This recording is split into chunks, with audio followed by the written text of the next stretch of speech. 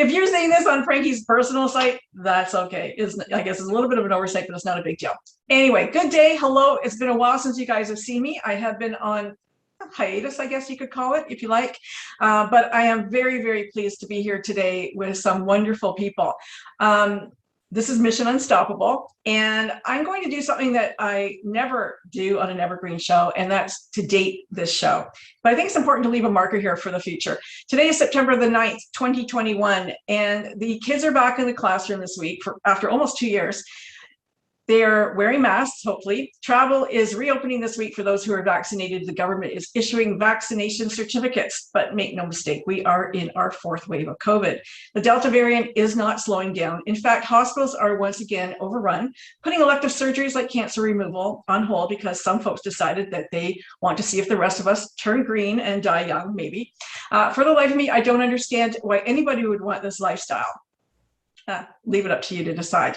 Speaking of lifestyles, we have a choice whether we get vaccinated or not. But those folks that we'll be speaking about today, those who are attracted to same-sex partners, do not. And with me today is Brent Marchant. Brent, you can wave, the Good Radio Network's movie critic extraordinaire, who you see once a month, lately with Danielle Finley, excuse me, she got married. He is going to be co-hosting with me today as we speak to Patrick Sammon and Bennett Singer, the two co-directors and co-producers of a brilliant award-winning documentary entitled CURED. The film brings to life a largely unknown chapter in the history of the struggle of LGBTQ equality, the campaign that led to the American Psychiatric Associations to remove homosexuality from its manual of mental illnesses. Now, before we get started on that, let me introduce you to our guests. Bennett Singer is a Los Angeles-based filmmaker whose previous credits include co-directing Electoral Dysfunction, an award-winning film on voting rights, and Brother Outsider, a documentary portrait of the gay civil rights activist Bayard Rustin that premiered at the Sundance and won more than 20 international prizes, including the GLAAD Media Award. Patrick Sammon is also with us. He's a resident of Washington, D.C. He previously served as creator and executive producer of another fabulous film, Codebreaker, an award-winning drama documentary about the life and legacy of gay British codebreaker Alan Turing that reached more than 3 million viewers worldwide. And I'm pretty sure we reviewed that movie, Brent, and we love that movie. Thank you. Yeah. I just want to paraphrase Margaret Mead. Never doubt that a small group of thoughtful, committed citizens can change the world. And indeed, it's the only thing that ever has. And CURED is a great example of this. As you two so eloquently point out in the film, the struggle is real. So how did you two get connected to do this film? Well, it's great to be with you, and it's been quite an odyssey. So we're thrilled to be able to talk with you about the film. And yeah, Bennett and I became acquainted, I guess, about almost a decade ago. Boy, Bennett, time flies, doesn't it? Yeah, don't tell anyone. It's our little secret. Yeah, a mutual friend connected us. I was in the middle of distribution efforts on Codebreaker, and Bennett was hip deep in another film, and we sort of bonded over the difficulty of being an independent filmmaker. And Bennett actually served as a consulting producer on Codebreaker to help offer advice as I was distributing that. And so a few years later, in 2014, a friend of mine in Washington, D.C., Charles Francis, who's president of the Mattachine Society of Washington, D.C.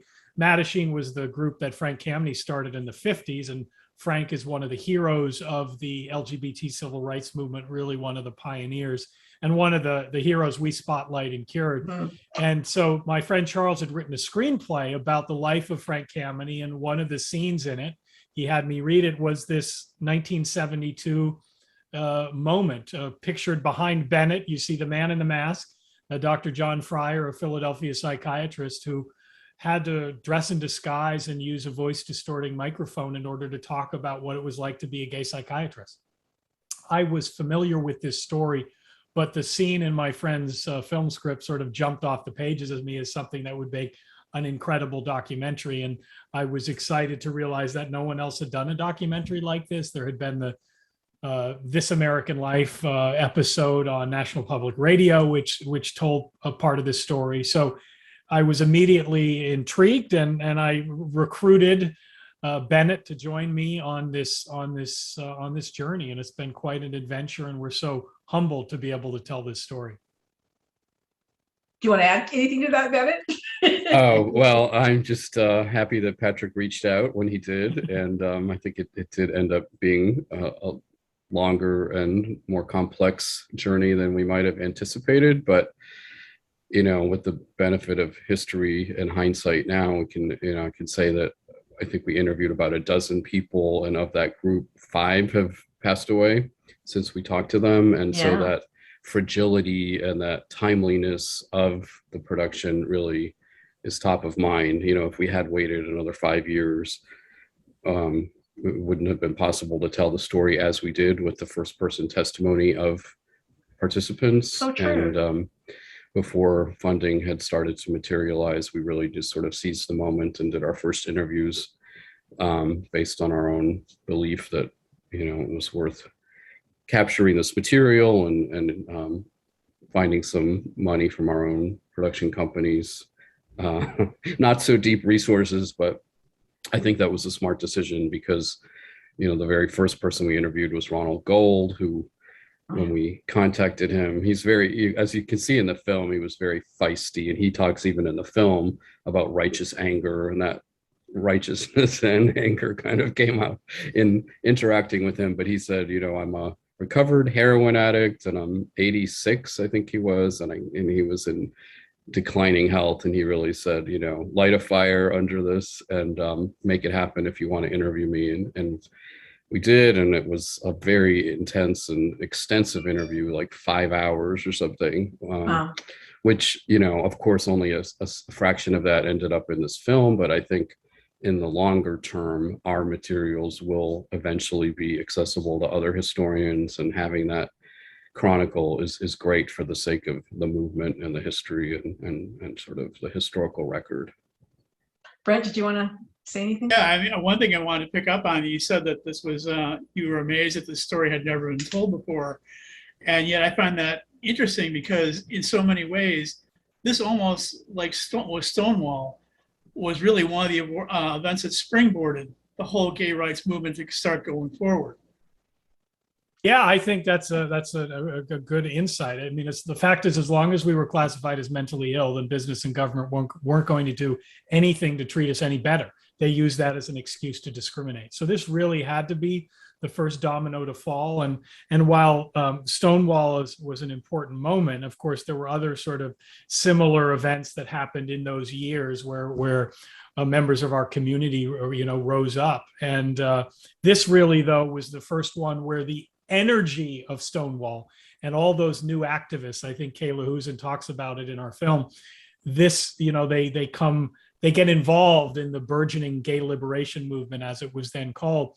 And this becomes one of their main priorities early on. Though, interestingly, Frank Kameny got some resistance in the movement that we should be focusing on this issue. But it is interesting that this really had to be the first fight that there was. And that's one of the things I think that surprised us in making the film. We knew it was important, but I'm not sure we understood how important it was until we really took a deeper dive into this story, and particularly talking with the people we did interview, people like Ron Gold. The stigma, the internalized homophobia that this mental illness label created. So many of the folks we interviewed talked about, as teenagers going to the library in the 1950s or early 60s, and they're searching for anything about who they might be. They're trying to make sense of what it is they're feeling. And they learn that they're sick, they're mentally ill. And the effect that had on their own psyche, I think, can't be overestimated. And that's really one of the biggest impacts of eliminating this label, if you will, is that, the 16-year-old in 1975, as he or she is trying to make sense of who they aren't stigmatized in the same way. Obviously, there was an incredible amount of homophobia, and they needed to navigate various challenges, but this was such a sea change in the road to equality. And the other thing I found amazing about it too is that how quickly it happened after Stonewall. I mean, it was like 4 years. I mean, given how long the gay community had to put up with this for decades, and never seeing any change. And then all of a sudden seeing it basically turn on its head in like 4 years is astounding. I mean, I wish progress moved that quickly today. It's a Brent, good point. it is a good point. I wonder though, I mean, so many of them were psychiatrists themselves that ran with it, or, scientists and in the field. And so I wonder if that level of commitment from people who were like, other than their sexual preference, like their peers, drove some of that, or at least gave it some sanity. Well, I do think, yeah, it's a good point that, the people that the activists were trying to reach were in fact scientists and medical professionals. And I give them credit for listening. Initially the activists were really focused on invading meetings and confronting the psychiatrists and shouting and drawing attention to this issue, which I think is a logical way to start. But then pretty quickly it shifted into dialogue. And there's even a scene in the film where literally, the invading activists say, we want to talk to you. We want you to listen to us. And we want to tell you about our lives and our belief that we are happy and healthy and normal and well-adjusted and functioning. And, it really highlights the difference between mental illness and mental health, which is kind of at the heart of what the activists wanted to convey to the psychiatrists and psychologists. And pretty quickly, the APA actually, as an institution, responded by having panels and forums and debates in their internal mechanism of these annual meetings. And there was this very healthy conversation that emerged. And I think that's such a blueprint for other kinds of social change, in the sense that if there are two sides of an issue, isn't it healthy to try to come together and talk? I mean, it's a radical notion these days, but it worked, and and even the APA, ultimately every member had to vote on whether to affirm the board's decision to take homosexuality out of the mental illness manual. And the fact that a majority of members did cast their votes in favor of that change, I think, in that moment they became allies, but they also sort of demonstrated that they were rigorous scientists who were looking at the data and looking at the evidence and thinking about what had been the basis for the diagnosis in the first place. Because to go back to that, it was initially classified in the first edition of the DSM as a sociopathic personality disturbance based on a failure to conform to society's, norms. And so having should a that strong be a mother mental and a weak illness? father. Right, that was part of it too. And then, I think the activists were so shrewd, led by Frank Kameny and others, about saying, let's look at the data, let's look at the research, let's think about this in a scientific framework. Yeah. It was interesting that I love that Barbara Giddings and that the men and women worked together to do it, which was, really interesting. Not always the case. Yeah, that was very heartening. And I'm wondering though, because the question always came up for me, at what year, let's say 2000, 2015, do the young LGBTQ know about this? Do they care about this? Do they even think about, who came before them? Like any civil liberty. See, I would, the fact is most young people, well, I don't mean to talk down about younger. The fact is, history is not something most people like or appreciate. I mean, look at, we as a society fail to learn from history in a range of areas. So it's not just the LGBT community that isn't up to speed on history. But that is certainly one of the goals we have for this film, is to really use it as an educational tool. In high schools, particularly. Yeah. I know Bennett, with some of his prior films, has distributed films widely in schools, and we want to do the same thing here with this one, because we do see this story as really central to the history of our movement. And one of the things about it is it has a happy ending. Yeah. So much of the struggle, particularly, we highlight early in the film, the struggle certainly in the 50s and 60s is so sad, and so much trauma and so much stigma, and really it's a sad story. And here we have this amazing success, this unlikely success. Brent, you mentioned how quickly this was achieved. Probably 95% of APA members in the late 60s would have thought this was a mental illness, and here this ragtag group of people put pressure from the outside. You have the insiders within the APA, Frankie, you mentioned, and they achieve this amazing success. So we hope that the inspirational nature of the story also is a lesson for the young people today who are fighting for social change, not only in the movement for LGBT equality, but other social change movements as well. Don't you find it interesting in humanity that whether you're Native or you're homosexual or you've got some perceived something wrong with you, the go-to is to castrate, is to give lobotomies, is to, you know, make sure that you can never procreate. And I mean, we're just so dark ages still. It astounds me, really. Well, I think that push towards conformity is such a theme here, and especially given the time frame of the 50s and coming, you know, in the midst of the Cold War, in the sense of we need to keep America safe, which is an ongoing refrain, and to do that we need people to be normal, and we need them to conform to this model of what is masculinity, what is femininity, what is a family, what is normal sexual behavior. I mean, I think Kinsey shattered that with his groundbreaking reports, again grounded in scientific data, and it's fascinating to understand what kind of pushback Kinsey got, is including from psychiatrists who were saying, well, this is so clinical, this is, he's taking out the emotional aspect of relationships and just looking at behavior. So that's something we touch on in the film, and that sense of conformity and the social pressure that had been placed specifically on gay and lesbian people to overcome and sublimate their natural feelings is absolutely part of the film. Yeah, I found Charles Silverstein to be particularly poignant. And, and I remember that there was a point in the film when he said, I feel really bad about the women I slept with because I was never going to have a relationship with them. And, 8 years of therapy. And he finally goes, wait a minute, I don't need this. I'm okay. I'm normal, and just that light bulb moment for him. Yeah, and you think of, I know the film, we alluded to it, highlights some of these more horrific treatments that, quote, treatments that people receive, whether it's lobotomy, but most of the people who were trying to, quote, change themselves went through something like what Charles Silverstein did. I mean, 3 times a week for 7 years.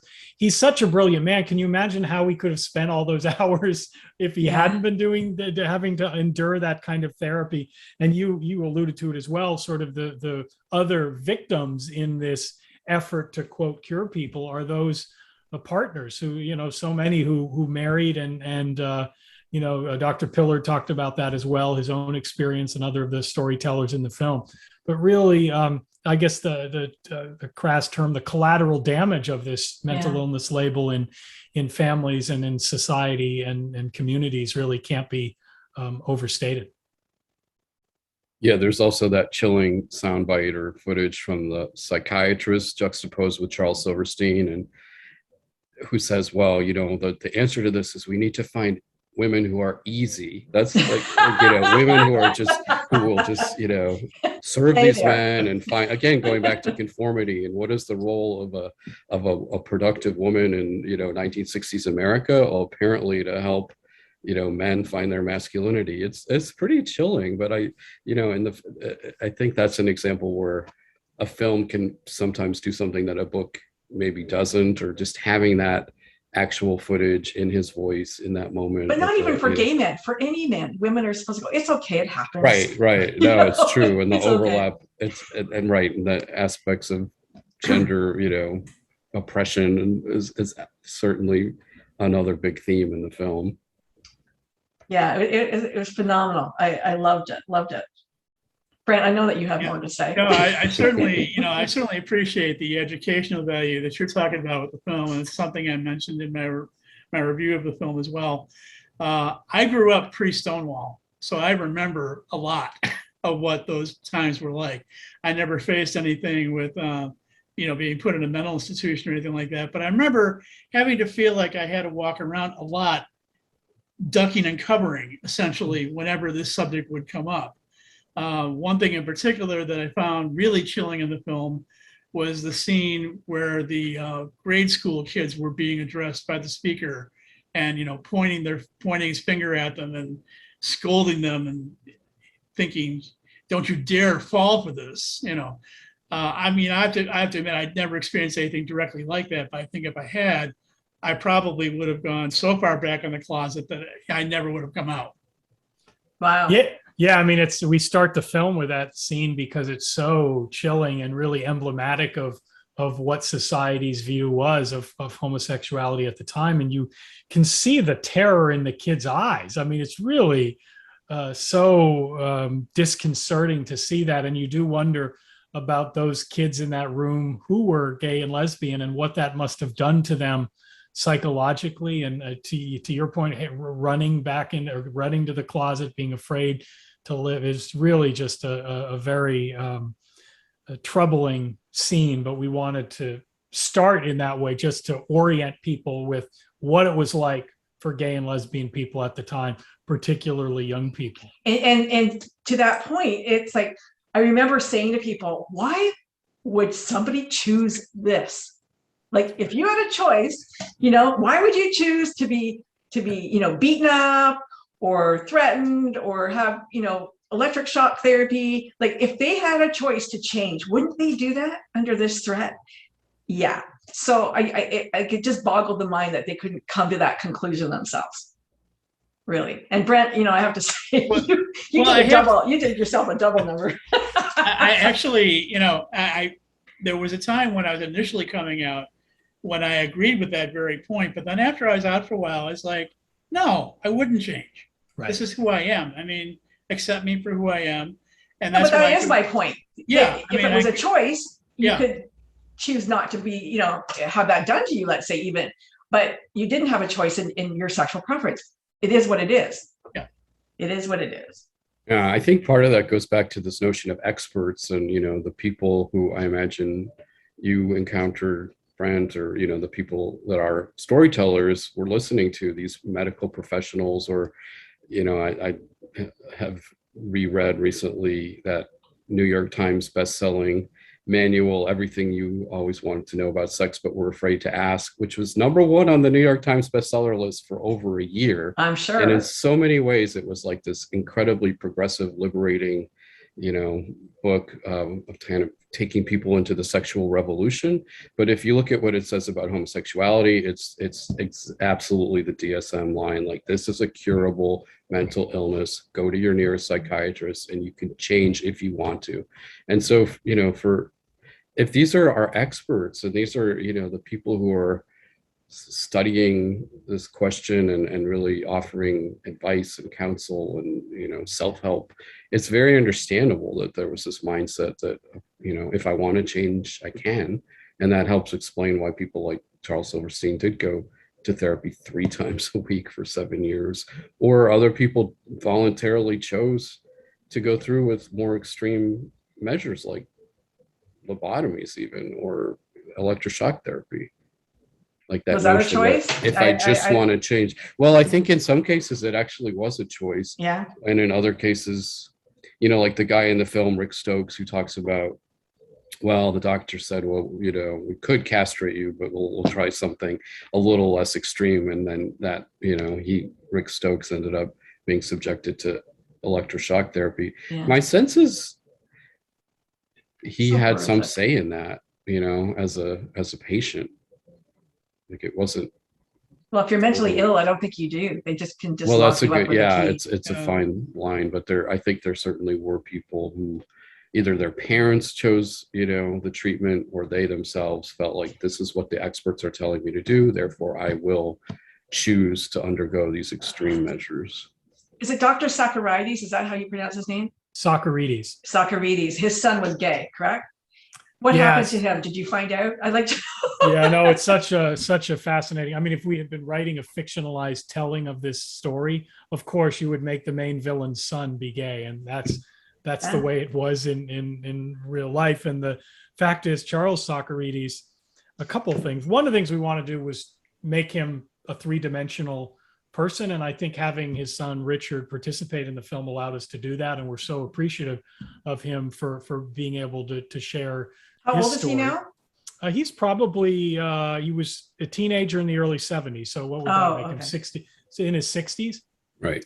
But they've had, Charles Sacharides didn't die until 2003. And they had a relationship throughout their lives. Obviously it was strained, but Richard talks about that. And it's interesting that Charles Sacharides' theory of homosexuality blamed the father. So that's another layer of the onion. But I think it's really amazing to think, and we highlight this in one of the scenes in the film, you have Richard Sacharides as a young teenager trying to make sense of who he is. And he's sort of experimenting with his sexuality in the top floor of their townhouse. And in the basement, Charles Sacharides is trying to cure homosexual patients. It's really, the ultimate upstairs downstairs story. But it's really, Richard ended up, it's a testament to him that even in this moment, even when he's 16 years old or however old at this time, is self-aware enough to ignore his father's sort of life's work. He sort of understands, you know what, I'm okay. And it's a real testament to him for being able to make it through an environment like what he must have grown up with. And he even told us that he tried to sort of separate the dinner time conversation. It was almost like, that's my father's job, and I'm going to ignore that. And I am who I am. And of course, Richard ended up becoming involved in the LGBT civil rights movement and became the main advisor on LGBT issues for President Clinton. So he became a big deal, if you will, in the push for equality. And it's really such an interesting part of the film that we were fortunate to be able to tell. Is there a museum? LGBTQ museum? Well, there's an effort in New York City to start one. There's certainly different archives around that focus on these issues. There are particular pieces in the Smithsonian or the Library of Congress, but there is various efforts to have a dedicated museum to LGBT history. Yeah, because I was thinking, you talk about Pride. And I was involved with Pride. I used to be the condom queen of Toronto, and I did all the condoms one year for Pride. And I'm just thinking, you would think you would have the history in a celebration like that. It's true. It is true. Yeah, I just noticed the Smithsonian does have a set of online exhibits relating to LGBT history. I think if you search for Smithsonian and Pride and LGBT, you'll get some fascinating artifacts. But you're right, there isn't, as far as I know, a single museum that really focuses exclusively on this history, and these efforts I think are really important and so worthwhile. It's kind of a long overdue piece of human history to focus on and have gathered in one place. Speaking of archives, one of the things that really impressed me about the film was the degree of research that went into putting this together. I mean, you said before we began the interview that it took 5 years to bring this together, right? But I was so impressed with how thorough the documentation of everything was, particularly with some of these like critical moments in the history of telling this story, that you managed to find the footage to document what actually happened at that time. Can you talk a little bit about how your process went for doing the research on the film? Yeah, I'll hand the baton to Bennett in a minute, but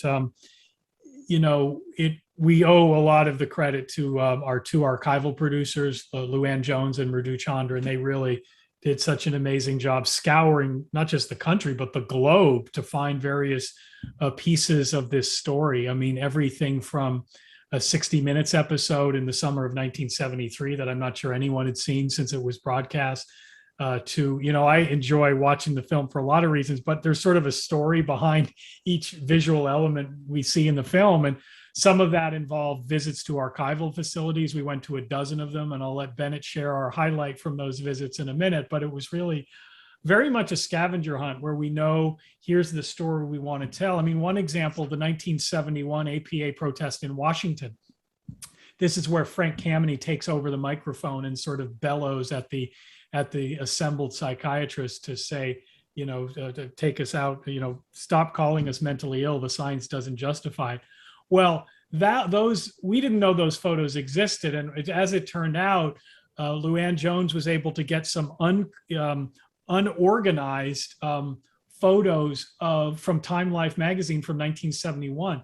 So we got something like 2,000 photos. Wow. I mean, it's all, and they said they're unlabeled. We don't know what's here. Take a look at these. And I was just completely blown away. I knew this part of the story, and I knew what Frank Kameny looked like, and I knew the name of the hotel. So when I saw on the podium the name of the hotel, I knew that this was the 1971 APA convention in Washington. And we ended up having a half dozen photos, and it makes it so much stronger. But just each piece of the story ends up being a story like that, which is a good transition to Bennett, who can talk about our sort of Holy big Grail. find. As you can imagine, we were eager to try to find either footage or audio of John Fryer's speech, this moment where he's wearing the mask, and in order to come out, John Fryer needed to hide behind a mask, which is its own sort of wild story and this amazing piece of political theater. But he died almost 20 years ago, and his papers were donated to the Historical Society of Pennsylvania, something like 217 boxes, which is a mountain of our, materials. But there was one. Patrick and I went in person and spent several days there, and there was one little shoebox labeled miscellaneous audio, again, kind of uncatalogued and it wasn't clear what was in it, but I sat there with a tape recorder praying that these cassettes would not crumble and I wouldn't get in trouble with the archivist. But amid that collection of cassettes was the audio of him actually giving that speech.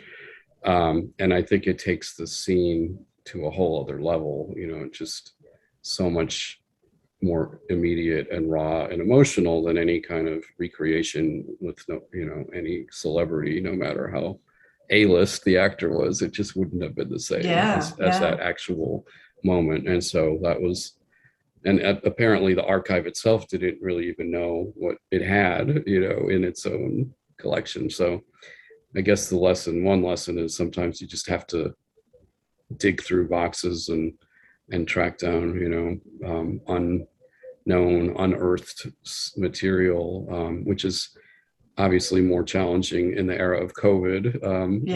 In-person visits are so difficult, and sometimes online, searching can yield similar results. But we were, so happy to find that and some other moments that I do think really hadn't been unearthed for decades. The way it came together, it almost struck me as like it was almost as if these things were meant to be found to tell the story. Oh, well, that's I like the way one of my favorites is the ballot for the 1974 vote that Bennett alluded to earlier, and it was basically a 2-year quest for that ballot. This was every APA member was voting on whether to affirm or reject the decision made by the Board of Trustees in December of 1973. And to the APA's credit, they were very supportive of this film and our efforts to tell it. I think that's a testament to the APA, because many organizations try and run from dark history. They don't want it told. They don't want a spotlight shine on it. And well, we're on the right side of history now, so it's all good. Right. No, it is. But it would be easier for them to say, you know what, let's just brush this under the rug. That's ancient history. But they wanted the story told. And their CEO and medical director today is an openly gay man, Dr. Saul Levin, and we feature him in the film. But that is a real evidence of how far the organization has moved. But the APA's archivist, Dina Gorland, was such an intrepid assistant along the way, trying to find photos that we could use. And we, would inquire every few months, any news on that ballot? We're really trying to find the ballot. And eventually the ballot, she uncovered it. Now, we would have made the film without the ballot. We didn't need the ballot, but it's just a nice little nugget before we sort of get to the end of the film. And like I said, each little piece of the film there are stories like that about how we discovered them. I just want to mention on your website, on a Facebook today, on your Facebook page, you have a photo of the headstones of Gay and Barbara. And what cemetery is that? I think I read it and I went, what? Tell us about that. That's very interesting.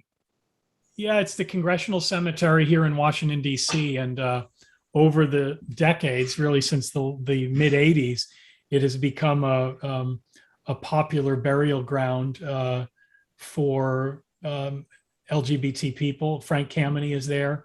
You alluded to Barbara Giddings and Kayla Husen. Kay unfortunately passed away earlier this year, and is such an amazing force she was. And we were thrilled to be able to meet her and interview her. But yeah, this cemetery in Washington, there were some presidents buried there, and Can anybody be buried there, or is it like a? Yeah, you can. Yes, it's okay. a private cemetery. I think it said a plot. Well, in that section, a plot I think I read in the article was $10,000. So anyway, it's because of a popular spot now. No, they had a lovely headstone. But it's a great way to mark our history in terms of having someone like Frank Kameny and Barbara and Kay there, and other notable folks. It's really a place to pay homage to those who paved the way for what we have today. Yeah, I just want to talk about the mask for a moment, because looking at that mask is like, oh my God, like, is he gonna kill somebody? And I know that there were some folks who thought, oh, you can't wear that, you're not gonna be taken seriously. And yet the result was he was taken more seriously, hidden and wearing that getup than he would have potentially had he not. Right. I think there was this debate. That? Frank Kameny, I think, had an understandable objection, partly about this movement, according to Kameny and the other activists, was about coming out, being open, being unashamed, being honest, and portraying ourselves as gay people and saying we're healthy and we have nothing to apologize for.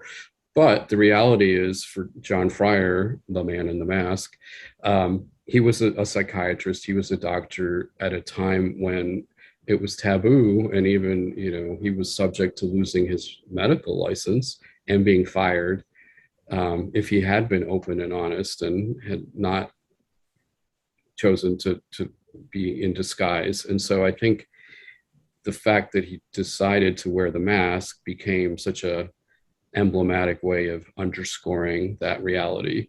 He didn't want, I think the message was, I don't want to wear this mask, but you're forcing me to, or the oppressive, nature of the situation is requiring me to. And it became such an amazing moment where people were really forced to think about, well, why is he wearing this mask? And what's the point? And is he exaggerating, or is there some validity to this, message? And it ties into the fact that PBS will be broadcasting the film on National Coming Out Day, which is, an annual reminder on October 11th, commemorating the 1987 March on Washington that took place on October 11th. And every year since then, there has been this international day to really focus attention on coming out. And I think it, as I think about it, it's a form of activism that every LGBT person really can embody. Coming out to oneself, but also family and friends and coworkers, is such a powerful way of marking our place in the world, and doing what John Fryer did, and saying, I am a gay person, and I am not ashamed, and I am open and proud and healthy. And so I think that tie-in to National Coming Out Day is perfect. And I'm very happy that PBS was able to make that scheduling, So everybody, if you have PBS, reality. or you could purchase a special showing of the film on PBS. Fantastic. Well, it's free, for people who do have PBS, and the broadcast is 10 p.m. on that Monday, October 11th, on the series Nice. Independent Lens. But then for 30 days after that, it will also be streaming for free at pbs.org.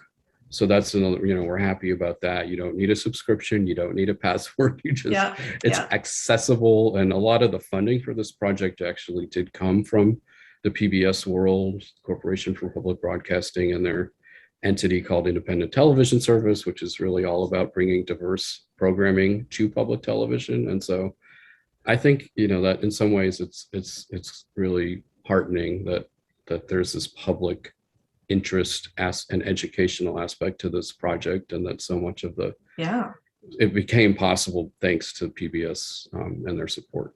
Well, you won many awards. I think that's really amazing. We're And proud Brent, of those. Brent, you found this film at a film festival. Was it an LGBTQ Yeah, festival? I saw it at the St. Louis Film Festival last year.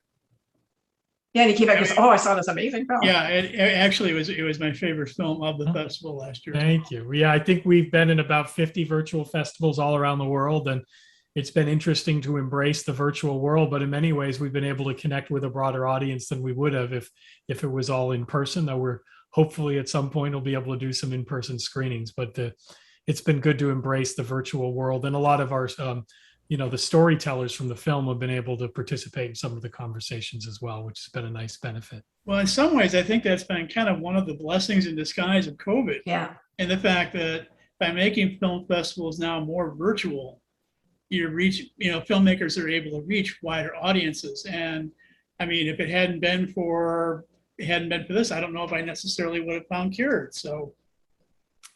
Yep.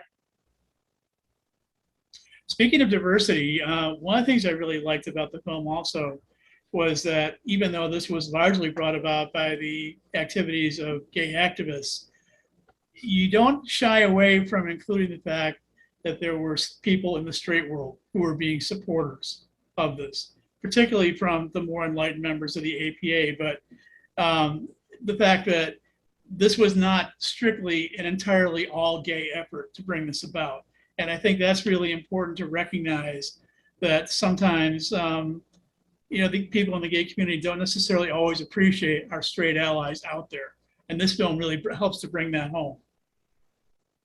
I would agree. Yeah, like Richard Green, we have that story. Richard Green, focused on this issue as sort of a progressive psychiatrist and he wasn't shy about reminding us that he was heterosexual, and which is relevant in the sense that he was looking at this again as a scientist, and he did this, review of the data and the evidence, and decided, or was motivated to publish a paper to share that, his impressions with his colleagues. And he talks about how his mentor said, put that in a drawer, like, let's, quiet down that impulse, and don't, you could ruin your career by going out on this limb, and you could jeopardize your professional standing. And I do give him credit for pushing back and saying, well, even if it hurts me professionally, I want to share this message with the world. And he did become such a powerful ally, which is a great example, as you're saying, Brent, of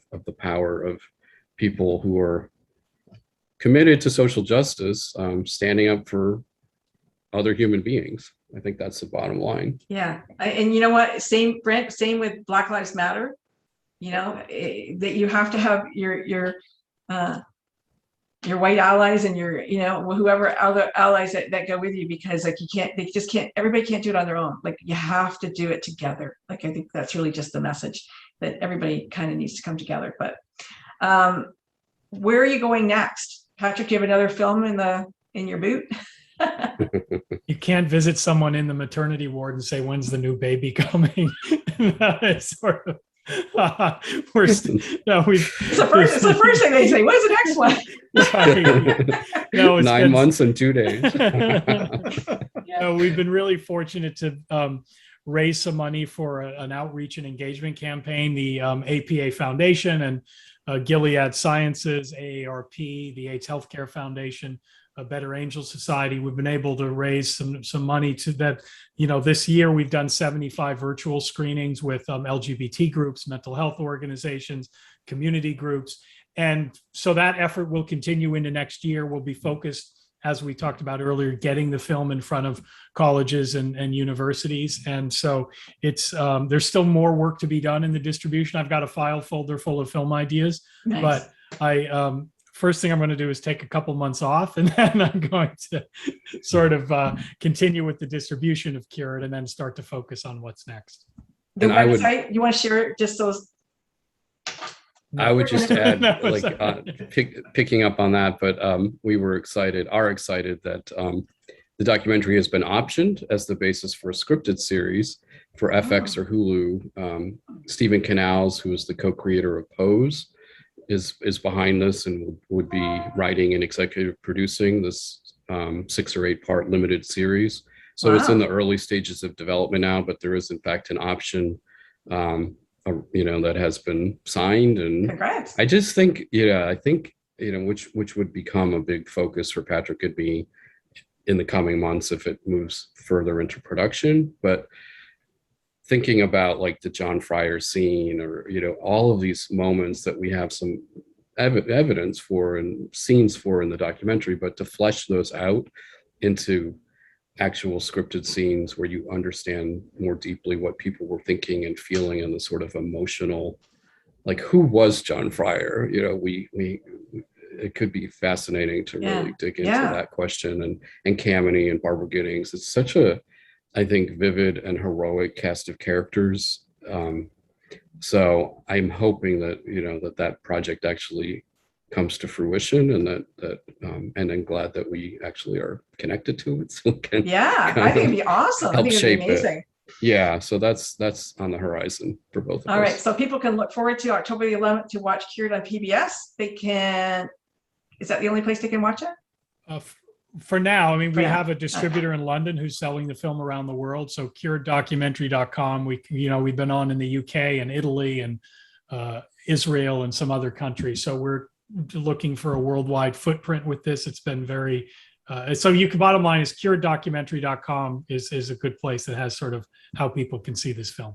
Okay. Well, I promise to get you guys